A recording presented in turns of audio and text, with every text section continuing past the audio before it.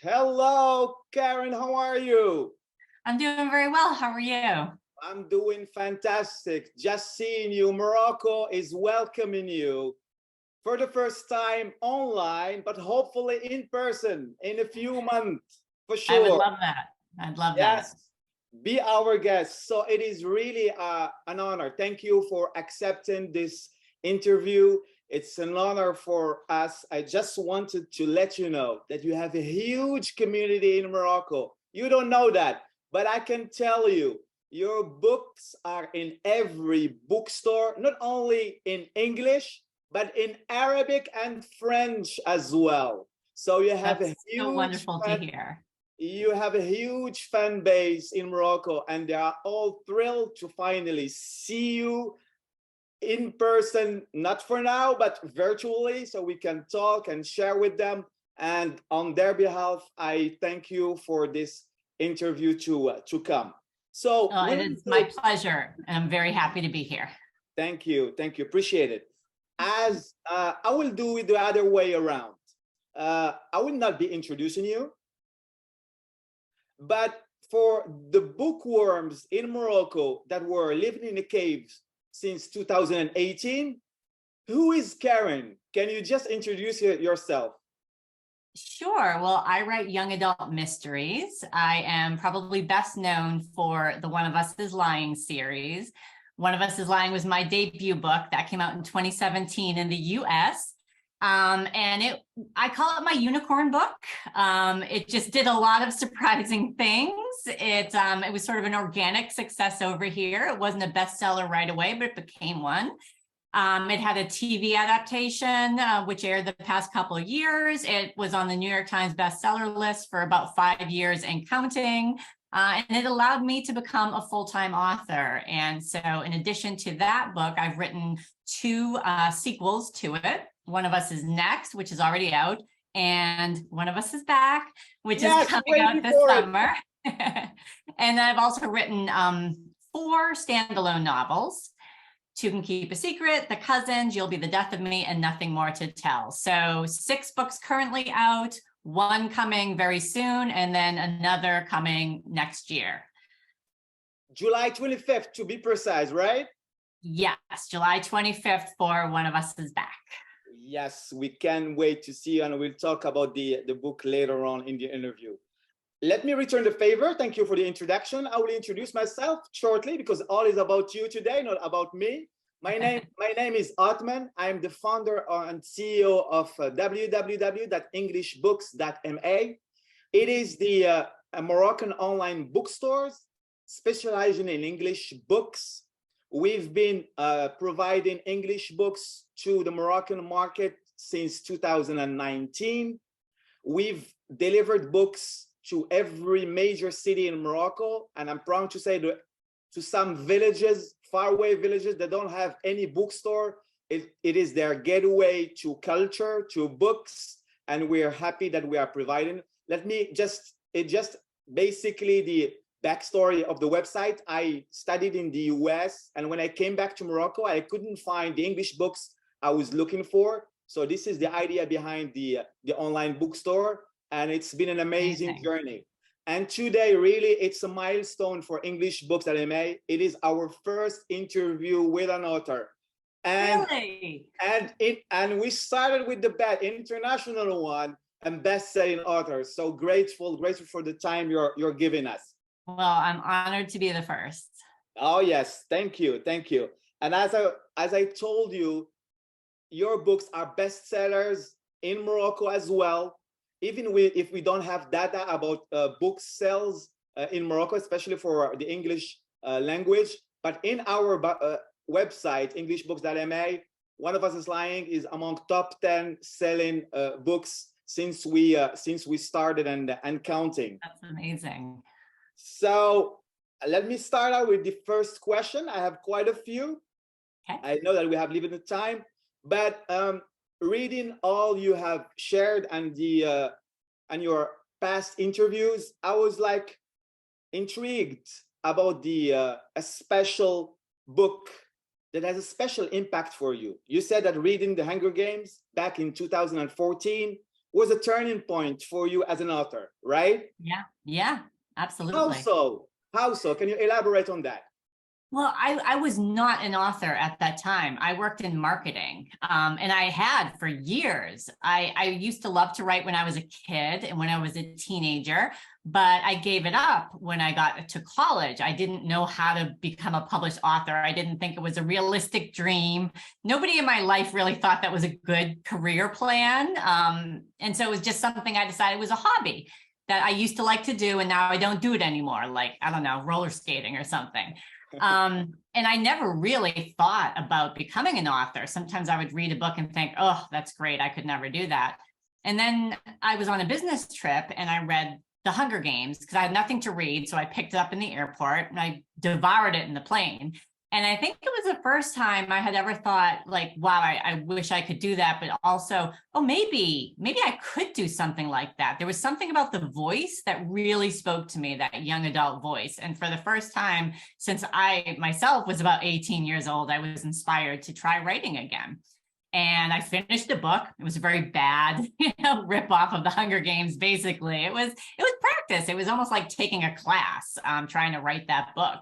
I learned how to do it. I learned about the publishing industry. I learned how to query an agent. I didn't get one with that book because it wasn't very good, but it was kind of like turning on this faucet of creativity that I had shut off for years. And once it was on again, it just kept flowing. And eventually, I improved my skills enough and I got a good enough idea with One of Us is Lying that I was able to make this happen.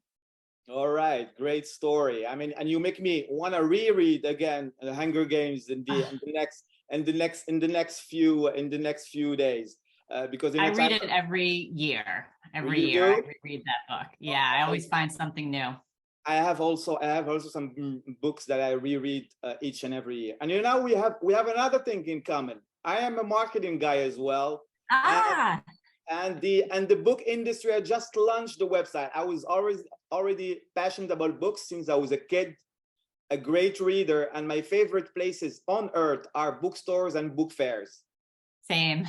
And I've been working on the marketing industry for 20 years. And then I always had a dream to do something about books. There you go. And here I am. Well, honestly, it's a great background for the book industry because there are so many books. And how do you kind of, let people know what your book is about and what you're about? And if you do have a background in marketing, I think it's helped me. It does for sure. I'm sure it's not the only thing in common that we have. We both love reading. I'm an inspiring author. I have a question for you afterwards about that to help to give me some tips. But let's move on to the next question. We're all excited. One of Us is back. Is the third book of the One of Us is Lying series coming out July 25th. We're all in Morocco. Readers, they're all pumped up, excited, and cannot wait to read it. What can you tell us without spoiling? Of course, we love the intrigue, we love the mystery, we love the plots and everything. What can you tell us about it, Karan? Well, what I love about this book personally is, I never set out to write a series. I wrote One of Us is Lying as a standalone book. And then it Karan, just kind of... You always say you never, but you still do. I still do. And then I think I'm done. And then it's just, maybe one more book.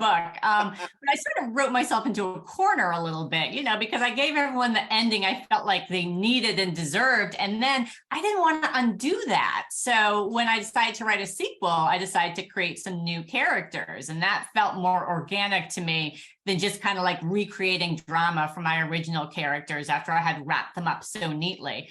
But there was a plot thread in One of Us is Lying in the very first draft that for me explained kind of, the antagonist's backstory, an accomplice, if you will, and why this person did what they did.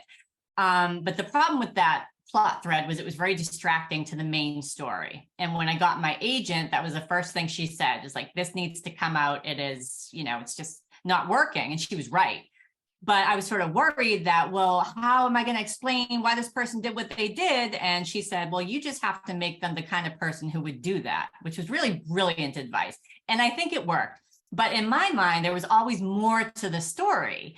And so after One of Us's next came out and people kept asking me, is there going to be more? And I thought, no, I'm done. But then I kept thinking about this plot thread and I thought, I don't know, is there something there? Because to me, that was always a big part of the story and I never got to tell it. So I started brainstorming, what would it be like if I pulled at that thread and gave it its own story? And that is how One of Us Is Back came to be. It was baked into the Bayview DNA from the beginning. And I think that's what I like best about it, is that even though I didn't plan it, it feels very organic to me. It feels like the natural conclusion to the whole story. And now for me, the story feels complete. The best thing I never planned, for sure, always. And I can Yeah. tell you that all your Moroccan readers are craving for more, myself included. So looking forward to read the third installment, but also keeping an eye out on the fourth one coming out. There's more coming. Yeah. Can you please show us the cover for the one of our viewers that never? Yes, love it. Love the cover. This is great. And also, I know you can see like over my sort of shoulder here. This is the UK proof, which is hardcover for One of Us Is Back. So it's really beautiful. Yeah, I mean, in Morocco, we have both. You have both. The US and the UK cover. Yeah, I feel really lucky to have these, so many amazing versions of this book. But this one is obviously the first one coming out. This is the one you'll see on shelves on the 25th. All right, and I will share with you if you do have some French or Arabic version available. Okay. So have you seen them? Have you seen them in cover? I have. I actually went to the Sharjah Book Fair last fall. And so that was an opportunity for me to see my Arabic translations, in person at a book fair, which is really exciting. Amazing. And you know what? Right now, it's Rabat Book Fair in Morocco from June 1st till June 11th. And it is amazing. And you know what? What is the first book we got out of stock? Is One of Us Is Lying. Yay! We ran out of stock the first day of the book fair. That's amazing. I love to hear it. And you know what? I told you now it's we're doing the interview during the book fair. It will be a dream come true for the Moroccan communities that the next book fair, next June in Rabat, we will see you in person. I'm sure that we will have a sold out venue just to come to see you. Well, I would love it. I've never been, and I would love to go, and I would love to meet readers in person. So maybe we can make it happen. All right. Let's do that. My next question is more broader one, not philosophical one, but the last few years we have seen the explosion of the young adult genre, not only within the book industry, but also within the TV series industry as well. According to you, what does this trend say about our culture in general? Well, I think that we can all identify with the young adult category. I mean, most of us have been through it, right? Yes. And for a lot of us, I think even though we're adults and we do adult things and we have responsible jobs, there's always a part of you that is still that teenager. I feel very close to my 17-year-old self.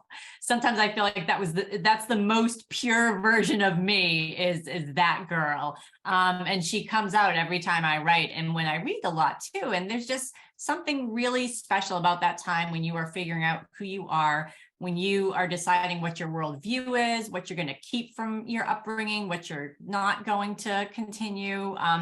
And you're experiencing lots of firsts. Emotions are really close to the surface. So it's just a time I think that everybody remembers very vividly. And it's very easy to go back to that headspace. And what I like to do is kind of combine that emotional feeling with a high stakes plot. And for me, that just kind of heightens everything and hopefully creates a really page turning experience that a lot of people can identify with, whether or not they're still a young adult. It is. I mean, basically, I've been before starting becoming. Even for me, I'm always been a marketer and business major. And for me to say now, for 5 years now, I've been a bookseller. I have to pinch myself and say that now it is real. Right. Yeah, I was. And since I'm a marketing major, I used to read. Most of my reading was nonfiction after I got my bachelor's Okay. degree and a master's degree. But then after I launched the website and the business, I started reading every different genre. And at first I was reluctant, young adult, no, it's not for me. But I remember when I Right. first launched the website, I said, no, I have to read every genre because I will meet readers. I need to give recommendation. I was amazed by the variety, by the power, and it's for everybody. It's not really Yeah. just it's for adults as well. And there really another thing in common. I mean, it's like the only genre that I read most in fiction is mystery and thriller since I was a kid. So I mean, just like reading One of Us is Lying was really for me a discovery. I mean, it's for me. It reminded me. I mean, I started with Agatha Christie. I know that we share this author as well. Yeah. My first book when I started reading mystery was thanks to Agatha Christie. I read all her books. Even if I'm Yeah. struggling now, really, I'm really still looking for the modern Agatha Christie. But you know, she will be keeping. She will be a classic for long. What can Yes. you recommend me now, really, in terms of mystery thriller authors? Similar for me that I'm a fan of Agatha Christie. I'm sure it's still bestseller in Morocco as well. Her books. Yeah. There's three mystery books that I feel like for me were very formative, and I also read those almost every year. The first one is And Then There Were None by Agatha Christie, which I think is just probably the best mystery plot that has ever been written. I agree. It's diabolical. And the next one is The Secret History by Donna Tartt, which is just so atmospheric. That book is so cool because you know exactly what happened at the beginning. You know who died, you know who killed them. What you don't know is how they got there. And it's an amazing, sort of backwards mystery of building up to that. And the third is Gone Girl, because I feel like that was such a game changer in terms of a true twist. I think a lot of times we talk about, the plot twist. Sometimes it's not actually a plot twist. It's just a reveal. And those are good too, but that doesn't change everything you read before and make you have to recalibrate the entire reading experience. And I think Gone Girl did that in just such a clever way. So those are the three that I always recommend if people are just looking to start reading mysteries, or they want to know, what are some of your inspirations. Those are the ones that I go back to time and time again. Sure. Thank you for the recommendation. Next time I'm gonna order these first and just tell you about them for sure. And another thing, I was just like started out reading since I was a kid, and been reading since, and now it is my business. I never thought that I would become a bookseller one day. Basically, when you read a lot, the next thing that comes out is you want to write. Yeah. I've been struggling for a decade to launch a blog, rather write a book. What advice? I know that yourself, you said you started writing when you were in second grade, right? And then you stopped, and then afterwards you went to the corporate world, and then after Hunger Games, it's where you catched up. What advice can you give to aspiring authors like myself, and like I'm sure many of our viewers today? Yeah, there were, kind of two things that were game changers for me that were different from, when I was a young adult myself trying to write books and when I was a real adult trying to write books. The first one was I found critique partners and, people to exchange work with. And I had never had that before. Like when I didn't ever know what was not good about my writing. I just knew there were things I didn't like, but I didn't know how to make it better. And also there was nobody giving me feedback saying, this is really good, like that positive encouragement that makes you want to continue. And when I started to exchange work with people and both give and receive critical feedback, I feel like my writing improved like by leaps and bounds. It was, it's not the same as having an editor who is professionally going to tell you how to fix the flaws in your manuscript, but it's the next best thing. And for an aspiring writer, I felt like for me, that made all the difference. And the other thing was probably just reading critically, like I had always read and I love to read, but I started reading, thinking about story structure. And I would, for example, I would sort of take apart the Hunger Games and I would think, okay, what do I like about this? Why did it draw me in? What's like the pacing of the story that keeps me hooked? I started studying like film kind of structure, 3-act structure, which was something I didn't know anything about. And so that really helped me a lot because I had a real problem with pacing, like I just didn't know how to unfold the story. And I started using something called a beat sheet, which is a screenwriting tool. And it just kind of tells you, like, if you're writing a 70,000 word book, which is kind of standard first draft, when do things happen? Like you have to have an inciting incident. You have to have a midpoint. You have to have rising action, falling action. Just thinking in those terms was groundbreaking for me because I felt like I was great with characters. I was great with dialogue. I had like big ideas for a plot, but I had a hard time putting it all together. And that really helped. All right. Do you think that an aspiring author should have, for example, creative workshop, participate and be trained for that? I don't think you need to train. I mean, I never did. I never took a class. It depends maybe on you, if that's something you want to do, then by all means do it. But I don't think you should feel like if you don't, you're not going to succeed.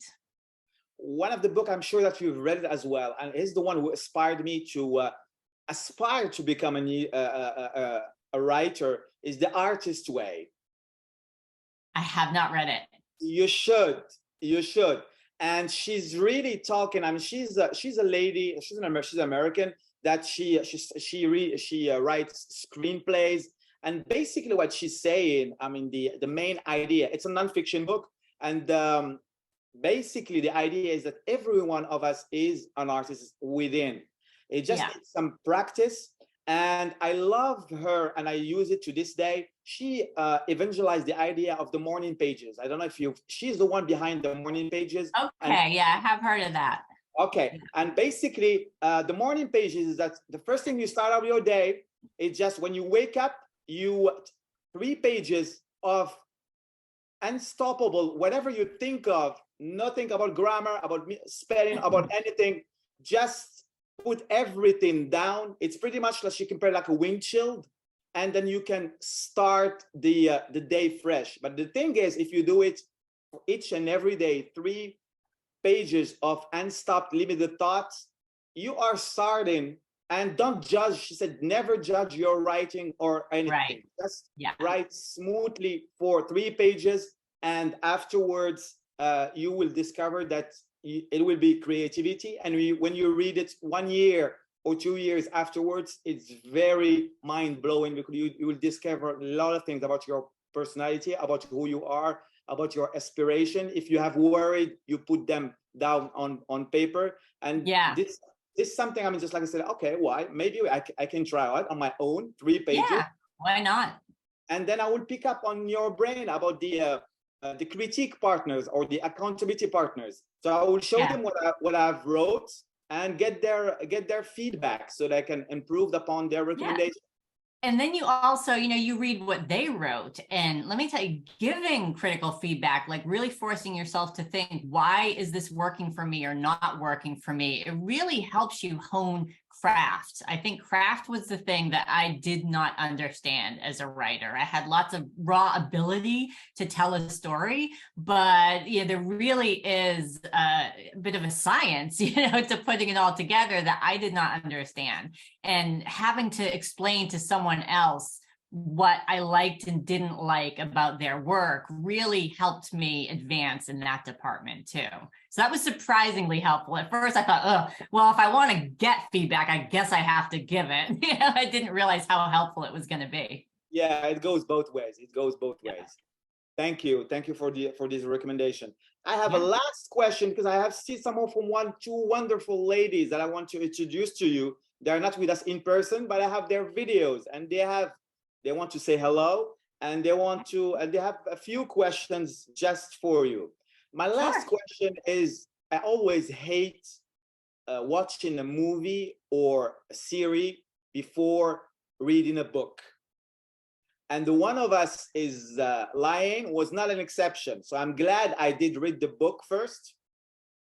I was wondering if you were involved in the process. I know that you were not involved in the first season, not in the second, but even in the first one, I saw so many differences that I was sometimes intrigued, and sometimes I read the same book? It is really different.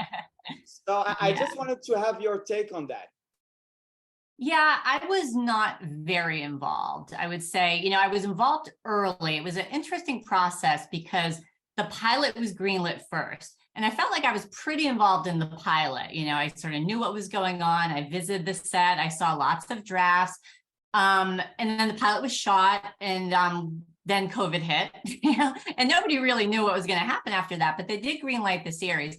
And after that, I really was not as involved. They did a lot in terms of outlining and kind of coming up with the strategy for translating page to screen that I wasn't part of until it was quite late in the process. And I kind of liken it to, if somebody bakes a cake and then they ask you your opinion on the frosting, like you can still have an effect on the appearance and the flavor of the cake, but you're not fundamentally changing that cake. It's been baked.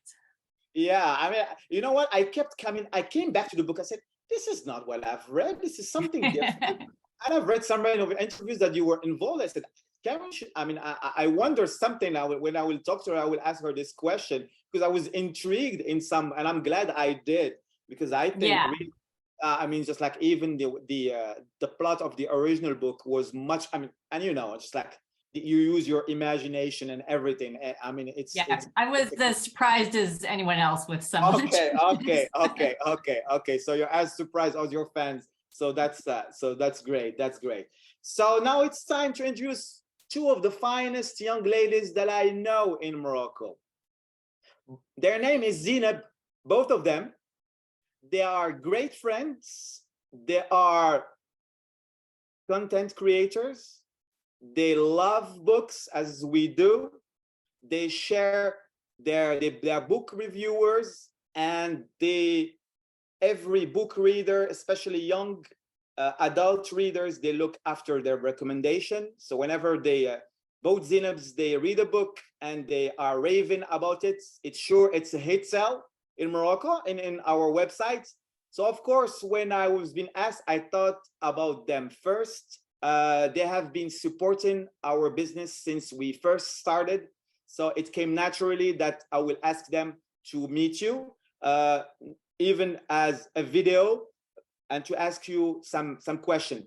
I believe they will include their videos. I cannot share with them technically now, but you can hear their voice.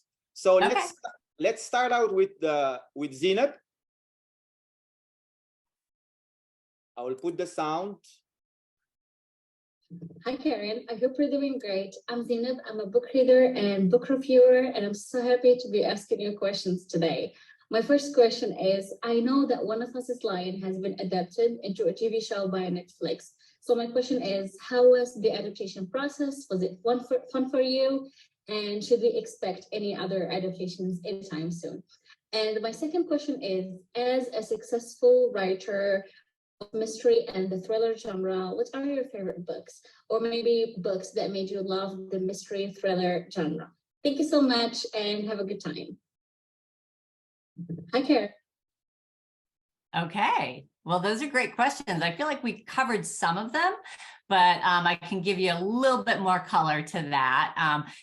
In terms of the adaptation process and whether I'm going to adapt any other books. I don't currently have any plans. You know me, I never say never because I always end up doing things I said I wasn't going to do.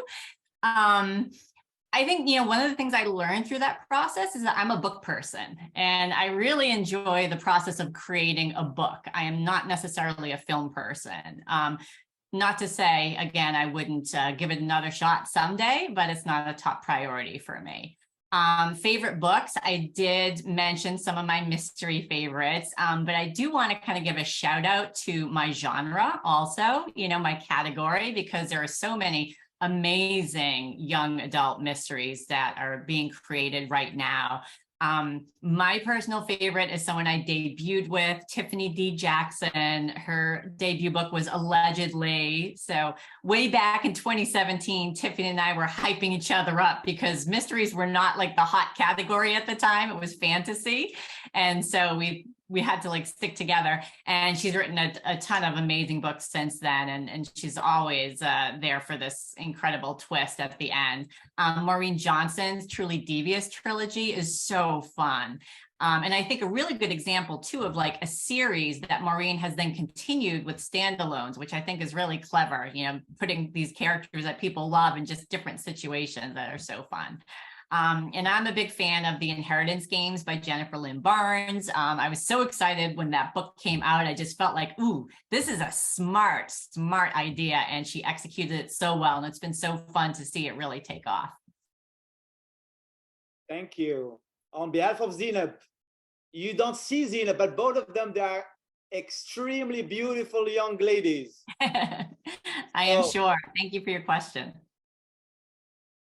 Second Zainab, who is also a beautiful young lady, and she has a question for you. Two questions. Hello, Karan. I hope you're doing great. My name is Zainab, and I'm a book lover and book content creator from Casablanca, Morocco. And my questions for you are, what is the most difficult part of your writing process, and who's your favorite character from all the books you've written so far? Thank you. Hello, Karan. Okay. I'm doing great. My name is Done, Karen. Okay, good questions.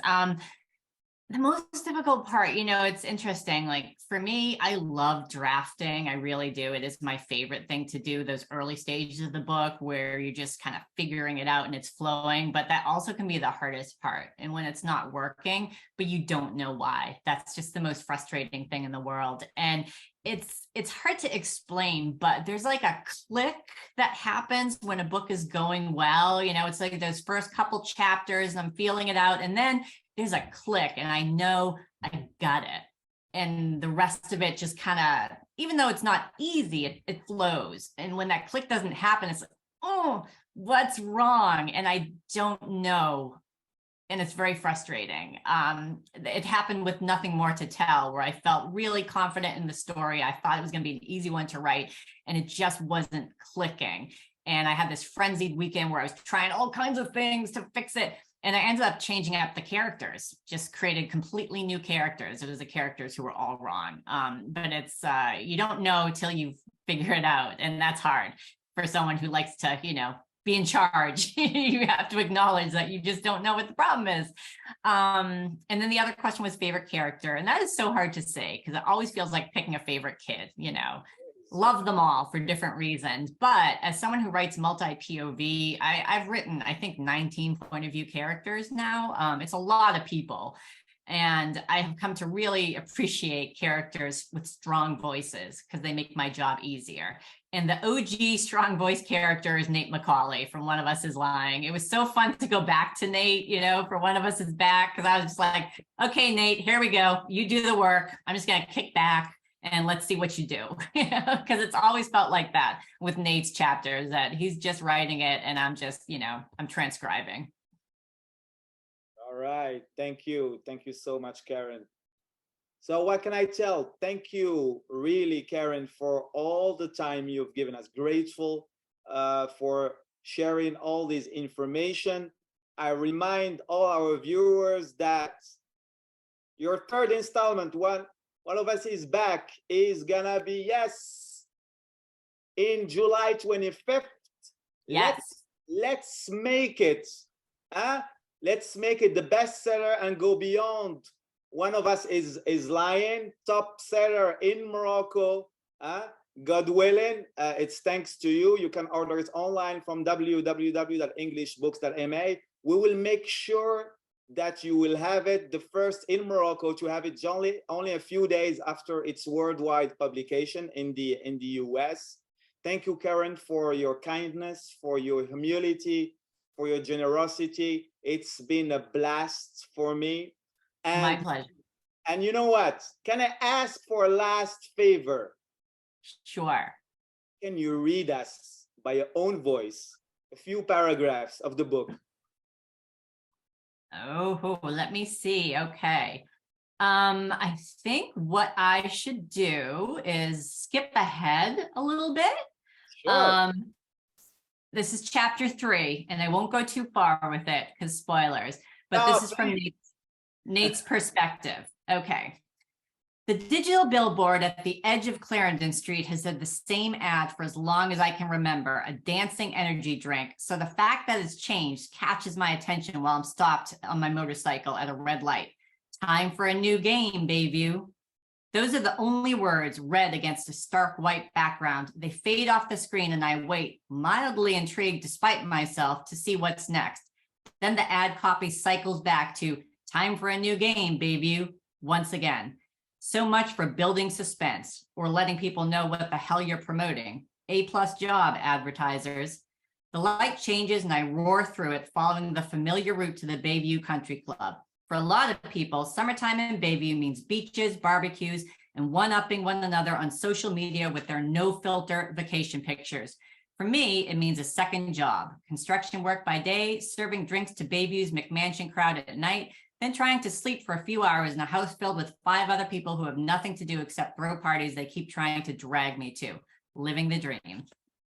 Thank you so much. Amazing, amazing. The book, a few paragraphs read by Karan, the author herself.